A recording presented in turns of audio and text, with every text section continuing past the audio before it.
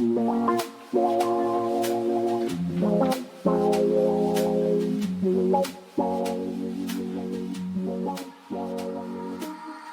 guys, welcome back to Topless Talks with Nova, episode 18.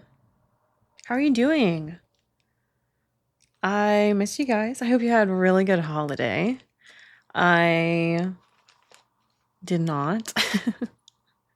I don't want to come on here and start a sob story, but I just the holidays this year have been especially hard for me. And I won't even get into why, but just know that the holidays for 2024 were hard for me. And I'm really happy that it's 2025 now, because even though it's just another day, it gives me a chance to reflect, first of all, on the year, whatever happened, and then also kind of decide how I want to function for the next year, how I want to behave going forward. And so that's kind of what I've been doing, especially New Year's Eve, the night of New Year's Eve. I really reflected, and it was a very enlightening night for me. I'll just say that, okay? I hope you guys had just as enlightening as a night as I did. Hopefully not as tearful. But just as enlightening or fun. Even if it wasn't enlightening and you just had fun, that's fantastic too. I'm all here for that. Regardless, I hope you guys had a lovely, lovely, lovely holiday season. I'm glad it's over though. Woo! Happy New Year, guys. So I was looking back at all of my episodes, and I realized I've kind of been a little hard on you guys. I've been hard on the male audience a little bit. I've been a little critical. I haven't been critical, but it seems like I have been constantly talking about you guys in a negative light. Which, if you actually listen to the episode, I'm not talking about you negatively. But all of the title of the episodes is oh my god, this bitch hates men. I don't. I love men. And that's why this episode is going to be about qualities of men that I love and role models, positive role models that I look at and feel inspired, and I hope that others do as well. And just what healthy masculinity looks like to me in general. I almost didn't even make this episode because I've been speaking on men's issues so much. And I'm worried that I'm overstepping.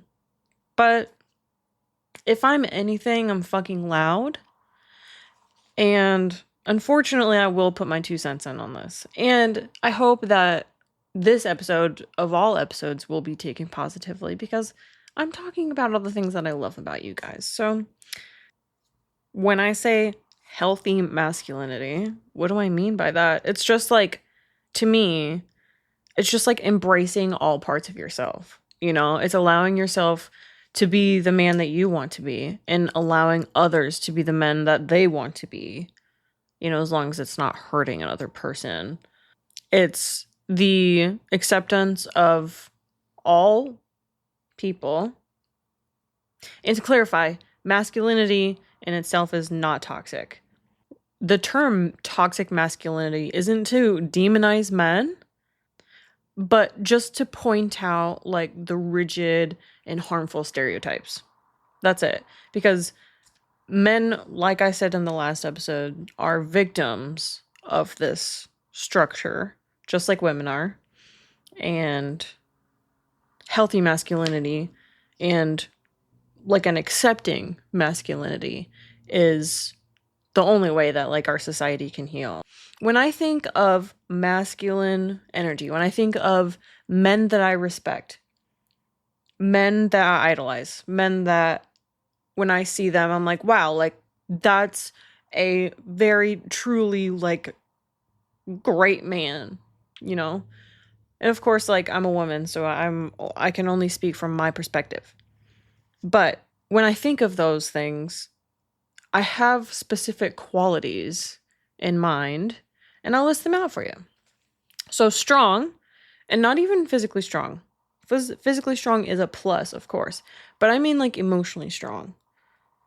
Being able to identify your feelings and rationalize, and being able to be open, and the ability to be vulnerable without the fear of being deemed of less of a man. That's strong to me. Honest is another quality. Goal oriented. And of course, all of these qualities could go for male or female. It's not inherently masculine for someone to be honest, or it's not inherently masculine for someone to be strong or goal oriented. Men and women can, and non binary people, everyone can feel these things and experience these things and be these things. But when I think of masculine energy, when I think of like a man that's a role model, they are all of these things. A leader, and when I say a leader, it doesn't necessarily mean just bossing people around. When you think about a leader, they inspire, they support people, they listen to others and solve their problems in an effective way, in an empathetic way. They're creative and helpful. These are all characteristics of a really good leader. A lot of times when the word leader gets misconstrued of, well, just blindly listen to me. But being a good leader means listening to your crew or whatever, listening to others and being compassionate towards them. Also, a kind of buzzword when talking about masculinity is the word provide or the word provider. It's a touchy subject because a lot of men, and the stereotype towards men, like I spoke in the last episode, is that men have to provide financially and that's all they're good for, which is not true, of course. But when I think of a man that I see as a role model, they are providers, and not only financially. Some of them are not providers financially at all, but they still provide for their family in the sense of emotional support, creating like a safe space to allow others to like be themselves. Household responsibilities, that's a way that you can provide. And, solving problems for people. When I think of like the great men in my life, they are always like so quick to just jump up and solve all my problems, which is amazing. Thank you so much. Like my dad, I say, oh, this is broken. He'll be like, oh, let me take a look at it. And 10 minutes later, it's fixed.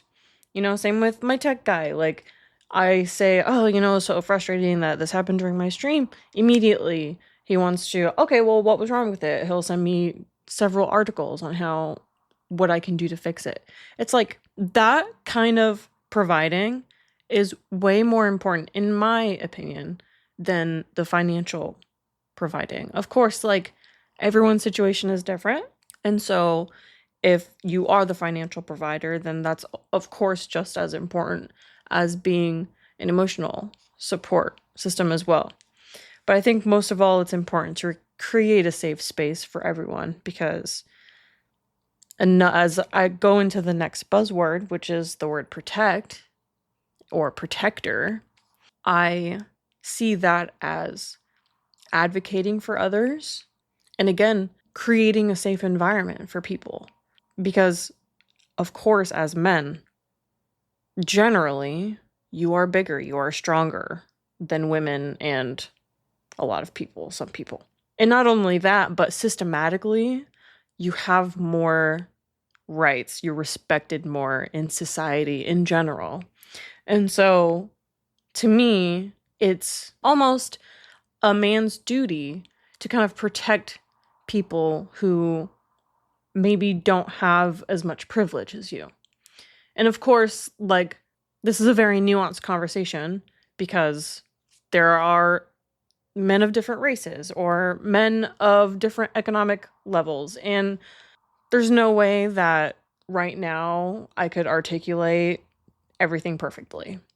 But it is important to, when you are in a position of privilege or when you are the person with the most authority in the room, it's important to advocate when you're in that position, advocate for people who are not in that position so that everyone kind of has like an equitable chance of being safe and comfortable. And I say equitable, not equality, because not everyone needs the same things. Not everyone has the same needs. And equity makes sure everyone gets what they need, not that everyone gets the same thing. Does that make sense? Maybe that's an episode I will touch on later, but anyway, I'll kind of do a recap on the qualities that I've listed so far. Strong, emotionally strong, strong-willed, honest, goal-oriented, a leader, a provider, not necessarily financially, and a protector of all. These are the qualities of men that I love and that I adore. And of course, there are ways to overdo them or do them all negatively, but there are men out there that are great. They protect minorities and they stick up for women and they lead in a respectful way and they don't boast. And I'll go over later on, I have actual role models. So how do these like positive qualities show up like in the world, you know? So in like relationships, this shows up as emotional availability. You know, being able to have tough conversations without being so touchy or without losing your patience or without getting ugly. Like I've said 4 times already, creating a safe space, because that's like the masculine energy qualities that I listed. That is one of the most crucial things for me. You know, when I'm looking for a man that I want to be with romantically or a man that I even want in my life, I need to feel safe around them. Absolutely need to. So, creating a safe space for everyone that you're around, because that's important. But also letting predators know that it's not a safe space for them, or bigoted people that it's not a safe space for them. That to me is like true masculine protective energy. And I just love how, because there are some really amazing men in my life. You know, there are men that use their strength and their privilege to uplift others and to support them. And men that use their financial wealth to support others and uplift them.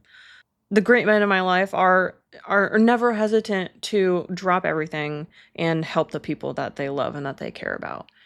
And not only that, but men are some of the men that I know are some of the hardest workers that I have ever met. And of course, I know hardworking women as well. But I will have the utmost respect for some of the men that I know that get up 4 a.m., go to work at 6 in like the oil fields until 9 p.m. at night. Like, I have so much respect for that. And it's unfortunate that we live in a system where something like that is even necessary, where something like that is normalized. But despite that, it's incredible how hardworking some of the men that I know are. And a lot of times, like, people that are in those situations are looked over because they're such crucial jobs and they're such crucial parts of society. Because we do need the oil rigs, unfortunately, as much as I would love to get rid of big oil. That's a different conversation, though. They are necessary jobs. Anyway, a lot of men I know are completely fearless, you know, like never afraid to try new things, not afraid to even sometimes risk their lives to do something cool or something funny and you know, which is an admirable quality. It does have its limits, but if you just like take a look at men as a whole and like how incredible sometimes like the qualities that they can possess. I mean, energy levels have always amazed me. How do you wake up in the morning and you're just awake and you just can listen to fucking dubstep at 6 in the morning? And my energy levels ebb and flow. And men are resilient. And I love when men try their hardest to make me feel safe in a situation. Like, I have male friends that if I don't feel safe, I can call them and just be like, hey, can I talk to you while I'm finishing up this walk at night? Or it's happened where I was at a bar and I felt uncomfortable by another man, and I was able to kind of cling to a man that I didn't even know, and he accepted me, and I told him the situation. He was like, okay, yeah, you stay with me. And I absolutely love that. Like the community that I have felt with certain men. Of course, there is an adverse side to that, but that's not what this specific episode is talking about. I want to highlight the amazing men that I have met. I just love like the protective nature that men can have, you know, and of course, without it getting possessive. But like my ex used to text me every night to make sure that my door was locked and just stuff like that. The way that some men in my life have really looked out for me, I'm forever grateful that I have been able to witness like true, genuine, good men. Because some women, some people haven't been able to witness that. And I find that to be very, very, very unfortunate. And I don't blame them for their perception or the way that they see men. And I'll never tone check a woman like an angry feminist. I will try to educate her and try to show her the intersectionality of everything. And I will gently try to, like enlighten. But I will never tell her that she's wrong or tell someone that they need to not be so angry or don't blame men for it, because it's not all men. I'll never say not all men, because there's no way for us as women or non-binary or even other men, there's no way to know who's actually bad. So we have to kind of assume it's all men. But again, we're not talking about that in this episode. I'm talking about how much I love men and their protective nature and their humorous nature and just the way that they cuddle you and wrap you in their arms and make you feel safe and make you feel warm, and even platonically. Like, I love cuddling with men platonically because they're just so warm and they're just so like cuddly and bigger than me, and I love beards, and I love the deep voices, and I love how tall you guys are, and I love like I could go on about that. Whatever. So, I kind of went on a tangent, and I apologize for that.